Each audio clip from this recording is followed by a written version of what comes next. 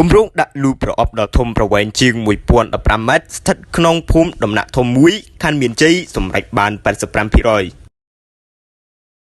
គិតត្រឹមថ្ងៃទី8 ខែឧសភាឆ្នាំ 2025 រដ្ឋបាលរាជធានីភ្នំពេញដោយមានមន្ទីរសាធារណការនិងដឹកជញ្ជូនរាជធានីភ្នំពេញ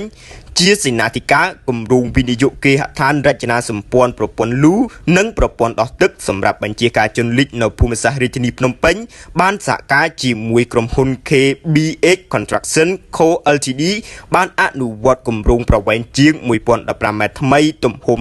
5.6 ម៉ែត្រប្រកបដោយគុណភាពសុវត្ថិភាពការងារសម្រេចបាន 85% នឹងបានចាប់ផ្ដើមចាក់ជាបេតុងផ្លូវឡើងវិញឆ្អឹងដែក 12 លីកម្រាស់ 2 ទឹកប្រើប្រាស់បាតថ្មស្ថិតក្នុងសង្កាត់ស្ទឹងមានជ័យ 1 ខណ្ឌមានជ័យដែលធ្វើឲ្យប្រព័ន្ធលំហូរទឹកបានលឿនដោះការជន់លិចទឹកភ្លៀងហើយត្រូវហូរឆ្ពោះមកភូមិសាស្ត្រស្ថានីយ៍បូមលូ 5 ជាយុទ្ធសាស្ត្រដ៏សំខាន់នៃការបញ្ជៀសរំដោះការលិចទឹក